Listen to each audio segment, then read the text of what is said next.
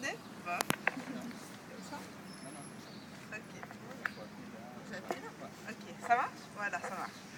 Donc tout d'abord, je voulais remercier Unitaire pour l'animation et puis la sensibilisation d'aujourd'hui. Et puis remercier aussi, je sais pas si... peut-être vous pouvez vous rapprocher parce qu'en même temps on n'est pas très loin.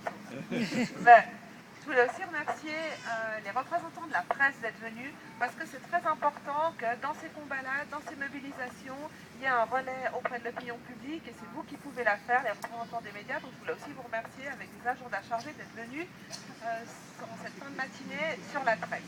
La ville de Genève, elle s'est engagée dès 2009 par le biais d'une motion au conseil municipal que vous a redistribuée sur la thématique de la souveraineté alimentaire et notamment de la grève du lait avec, et c'est assez rare pour le souligner, une mobilisation qui était unanime, qui transcendait le clivage gauche-droite de la part du conseil municipal de l'époque en 2009 pour un soutien aux producteurs laitiers.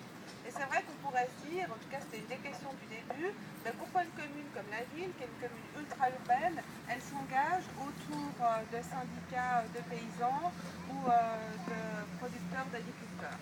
Parce que les panneaux, ils le disent très bien. Si l'espace de production, il est en zone rurale de campagne, l'espace de consommation, il est dans les villes. Et c'est vraiment totalement nécessaire, indispensable que les élus locaux, indépendamment de leur niveau, de leur responsabilité, aient cette prise de conscience et soient solidaires. Et je pense qu'il y a diverses raisons qui poussent à la solidarité avec les producteurs et les espaces ruraux. La première raison, c'est certainement, et ça a été bien expliqué, le soutien à une production qui est responsable, qui est sensée, qui est aussi en termes de santé publique une valeur ajoutée pour nos concitoyens et nos concitoyennes. Aussi dans un moment où on parle souvent de soutien à l'emploi, les producteurs, les agriculteurs, c'est aussi des entrepreneurs, c'est aussi des personnes qu'il faut soutenir. Indépendamment de la production qui est la leur et qui est indispensable à notre survie, il y a aussi tous les enjeux de biodiversité, de maintien des paysages, de maintien de nos espaces verts qui sont très nécessaires pour les citadins et qui suscitent aussi obligatoirement, à mon sens, un soutien politique. Et puis, bien évidemment, le fait que si on parle de santé publique, eh ben, on doit être très attentif aux liens producteurs-consommateurs. Qu'est-ce qu'on a dans notre assiette? Qu'est-ce qu'on propose à la consommation?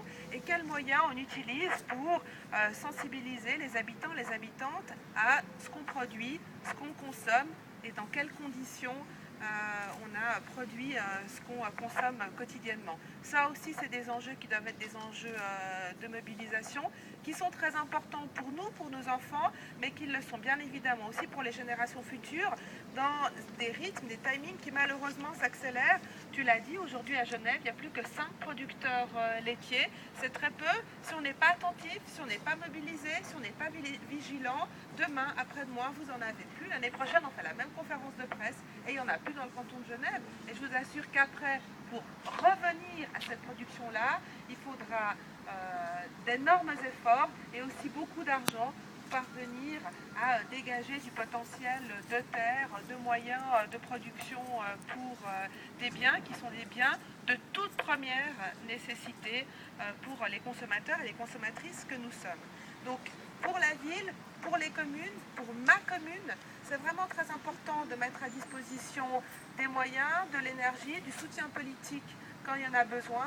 Et ça a été dit auparavant par M. Berny, depuis quelques années aussi des projets qui sont des projets très locaux, des micro-projets, mais par exemple chaque année, au moment de la semaine du goût, un soutien très concret avec un partenariat des établissements publics qui sont propriétés Ville de Genève sur des produits qui sont des produits locaux, qui sont des produits parfois qui ont été oubliés et qui méritent d'être revisités, recuisinés et reconsommés, non seulement parce qu'ils sont bons, mais en plus parce qu'en termes de valeur ajoutée, de matières premières, de vitamines, de ce qu'ils amènent à notre constitution, ils sont souvent bien meilleurs que toutes les saloperies qu'on ingurgite à longueur d'année. Ah voilà, j'ai dit saloperie, tac, ça vous a réveillé. Donc, tout ça pour dire que pour nous, en ville, depuis 2009, il y a une vraie volonté politique, des moyens qui sont mis à disposition, qui suivent aussi d'ailleurs des choses qui sont faites. Je pense notamment Manuel Tornard qui avait commencé avec les institutions de la petite enfance à proposer des repas qui sont variés, des repas qui ont de la production locale, à acheter au niveau local. Et puis maintenant, au niveau de la ville, on est en train de prévoir des projets de stockage de ces produits-là en espace urbain. On est en train d'aménager des filières de distribution ou de soutenir les filières de distribution qui existent sur le canton, qui font un lien qui ne soit pas juste un lien utilitariste parce qu'on a besoin de se nourrir et puis c'est plutôt bien d'acheter des lentilles qui viennent de la région que des lentilles qui viennent d'ailleurs. Mais vraiment l'idée aussi d'avoir une discussion, une sensibilisation, une appropriation collective sur ce qu'on mange, pourquoi on le mange, dans quelles conditions c'est produit et aussi, puis je m'arrêterai là, je passerai la parole je pense à Reto, c'est ça? Ou à quelqu'un d'autre.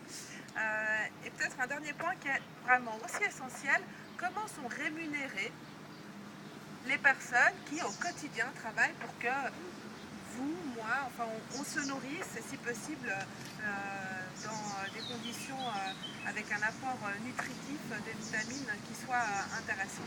Donc voilà, il y a plein de bonnes raisons et peut-être la toute dernière, hormis le fait que vous ramenez le soleil tous les 17 avril, c'est le fait aussi que c'est intéressant de ramener ces problématiques au cœur de la ville et qu'au-delà du côté un peu rigolo et festif d'avoir des poules sur la treille, là aussi on a un projet de poulailler urbain qui s'appelle Cocorico qu'on est en train de développer depuis plusieurs mois pour progressivement, par petites touches, comme on peut le faire aussi avec des ruchers qu'on a installés dans des espaces publics de la ville, ramener, retisser le lien entre le producteur et le consommateur. Voilà, je vous remercie de votre attention.